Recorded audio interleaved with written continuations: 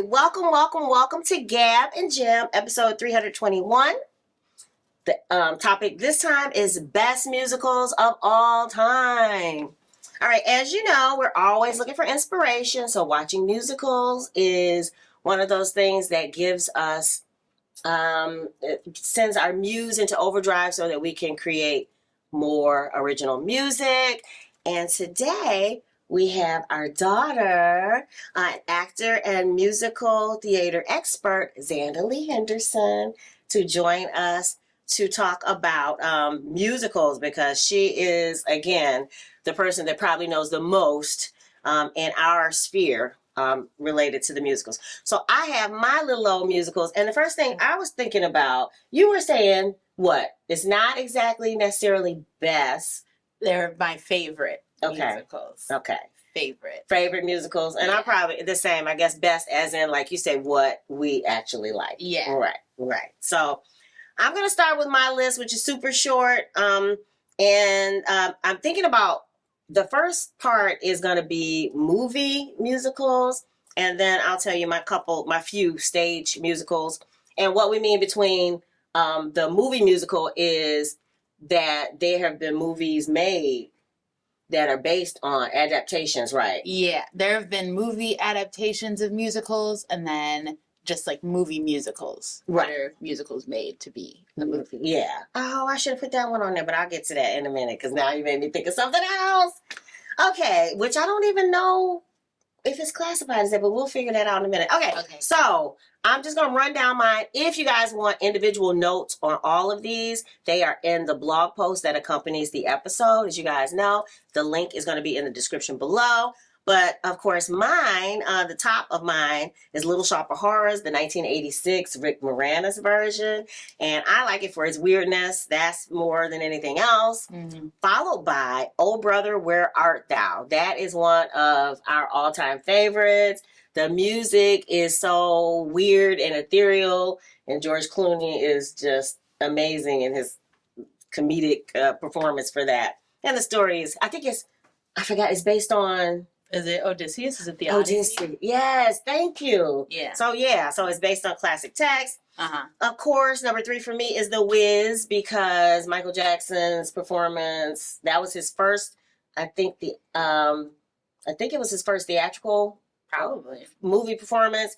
And of course, he did amazingly. Number 4 for me is Sound of Music. It's mostly the music and not necessarily the story, but the story, it's a cool story.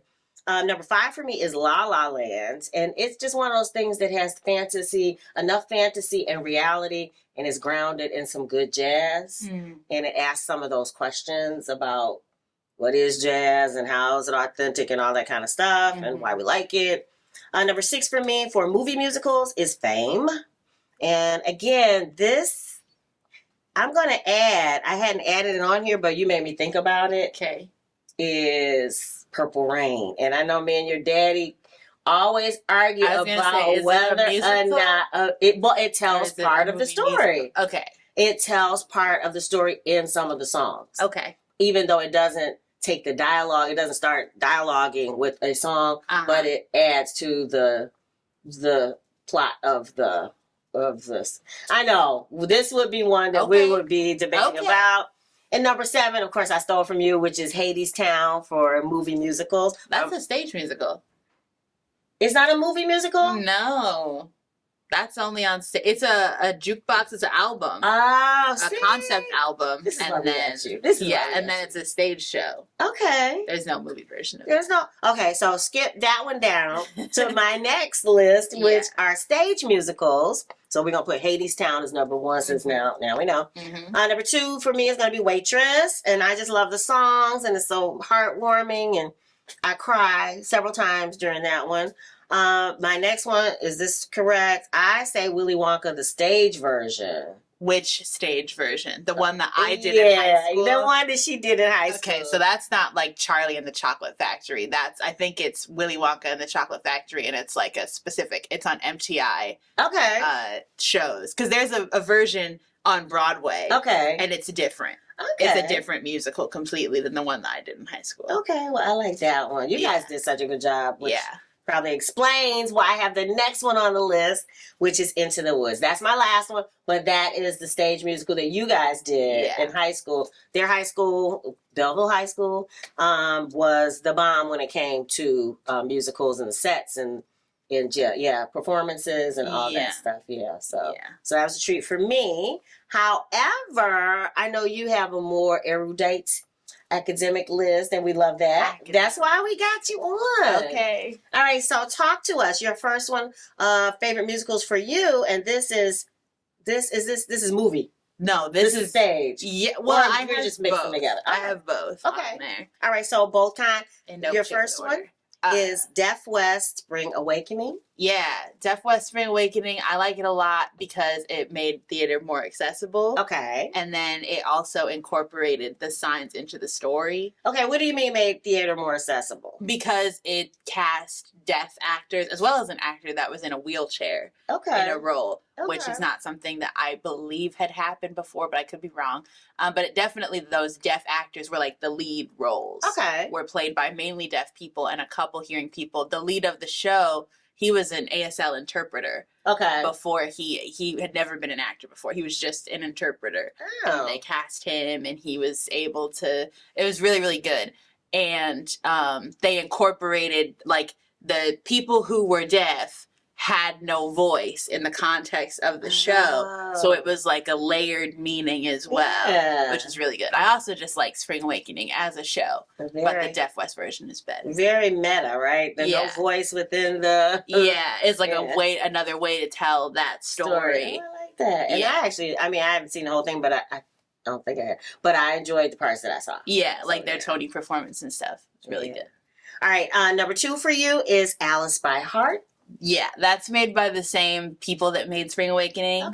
And it's a retelling of Alice in Wonderland. That's what I was thinking. But it's during World War II. Which is weird. Yeah, and they do a lot of cool stuff with because it's like a girl in a bunker, and her friend is the White Rabbit, and he has tuberculosis. So his time is running out. Aww. I don't have time. And then she like sees like the orderly that's taking care of them is like the evil queen. And the what's it called? The Jabberwocky is like a bunch of like gear that's like put together to make this big monster thing. Like the staging is really cool. Wow, and I know the costumes. Yeah, the costumes are really cool too. And the music is great. Aww. Yeah. All right, so number 3, Sunday in the Park with George. Sunday in the Park with George. I have a lot of Sondheim on here. It's really good. One of the first things that we learned in school about Sondheim was that instead of the music informing what the actors do, the actors inform, like the characters' thoughts inform the music. So like his music is really difficult because oftentimes you're ahead of the beat with your singing or whatever it is that you're doing. So technically very artistic and complicated. It's very complicated for that reason, but this is one where he does that a lot. And also Sondheim doesn't do a lot of like flowery metaphors and stuff. The characters usually say exactly what they're thinking. And that version that I keep seeing you play is Mandy Patinkin and Bernadette Peters. It's on YouTube. You can watch the whole pro shot.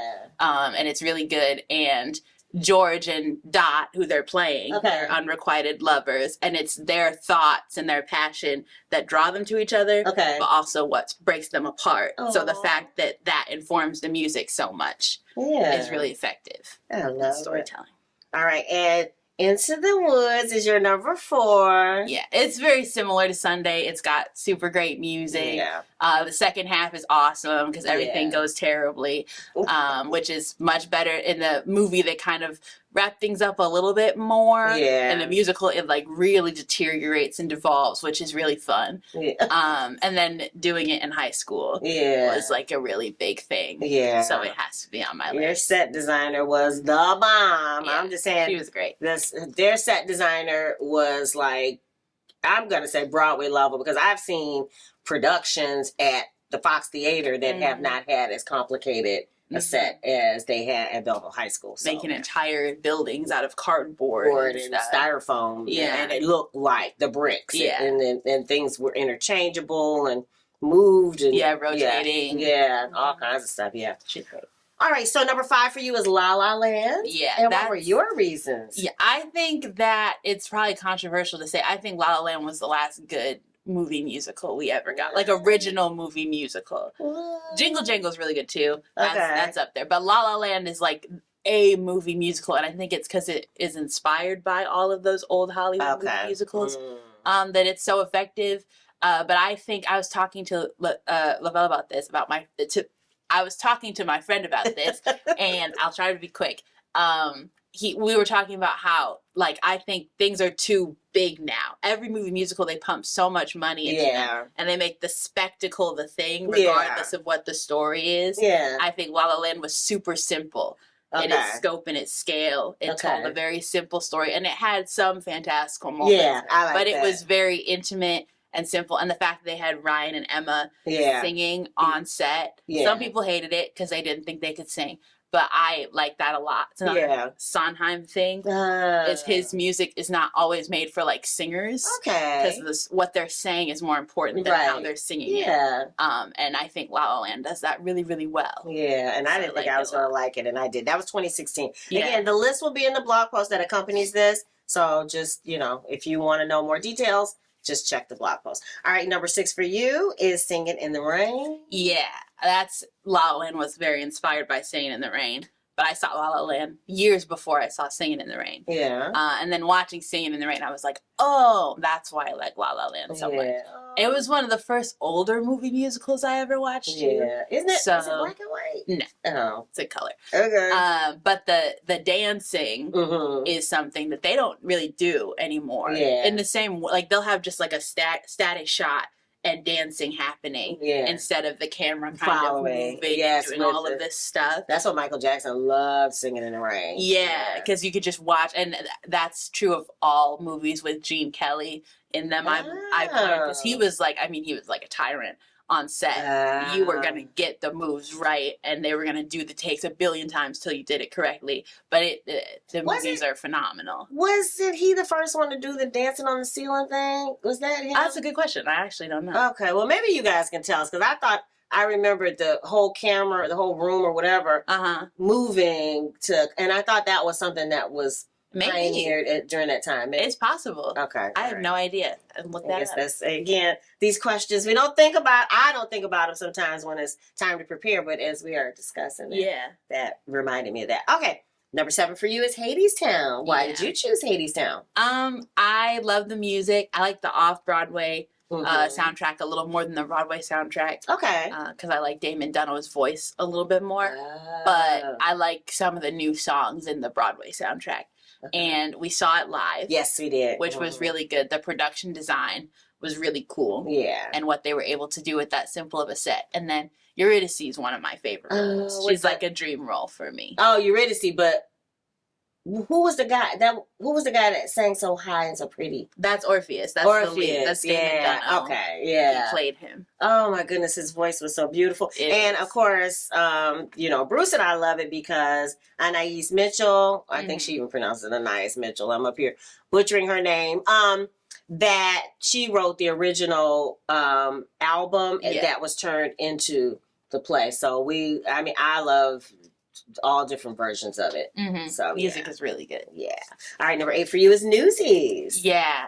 Initially it didn't make the list, but seeing it freshman year of high school, we saw it live, and it was so good. I was like blown away, and I always wanted to do theater, but I think Newsies was like something that really pushed me to be like, this is what I'm doing freshman year of high school. Oh yeah. So I could start going down that road. It was the dancing really. It was seeing so many talented people, all the dancing. The staging was cool too. They only had like this scaffolding set piece that they could kind of move, and the staging kept everything very entertaining and interesting, and the dancing was they had really like acrobatics as a part of the dance. Like it was, those boys were like flying. I was about to say, you couldn't be a person that phoned in the dancing, I can kind of, you had to really do some dancing. Yeah. So it's very that's good. What I like about it. It tires me out just watching it. All right, number 9 for you is Natasha Pierre and the Great Comet of 1812. What's that about? It's an adaptation of like the first half of War and Peace, I believe. Oh. And it is an opera / operetta. Oh, really? Yeah, it's like sung through pretty much. Okay, the whole thing. Okay. And I normally don't like those shows, but the music in this is like weird and interesting. Yeah. In a way that makes it, fascinating to listen to. It's funny. Yeah. Which you don't always expect. The costumes are cool. The set is cool. Okay. It's so it's really kind of cool steampunk, right? Kind of looking. Yeah, it does look like that. And then like they usually would like go into the audience sometimes because it's set up like a bunch of tables and people sitting at the tables and they'd like interact with them. Oh, that's nice. Yeah, it was a really cool show. Interactive. We like that. All right, number 10 for you is Rocky Horror Picture Show, 1975. This is why I said I don't know if it's the greatest of all time. I think it's just my favorite. Because I don't think Rocky Horror is like a great movie. It's not like the best movie I've ever seen, and I wouldn't say that at all. But I really like it. The music is great. Mm-hmm. Sweet Transvestite is a great number. Okay. And then I got the opportunity to do it live. Yeah. For the late night shows, and those were really, really fun. Yeah. So I had to put it on the list. Oh, I love it. And then we're going to put a list of honorable mentions, but you know what? If you want to see those, you need to access the blog post. The link is below. Thank you for coming on the show and helping us out for a little bit of time here. And where can people find out more about you? I have a blog. Okay. And it's ZandaleeIndigo.com. Okay. And you can follow me there, and all my links to social media are on that blog. Okay, good. I will put that link below. This Obtanium Flow album is out. So your favorite streaming services, you can find it. The newest video is coming out soon, Daylight. And so look out for that. If you're subscribed to YouTube, you're going to be one of the first to see it. Oh, and now, if you dig the vibe and you want to be a part of the tribe, be sure to subscribe. We're wishing you love, peace, and chicken grease. Yay!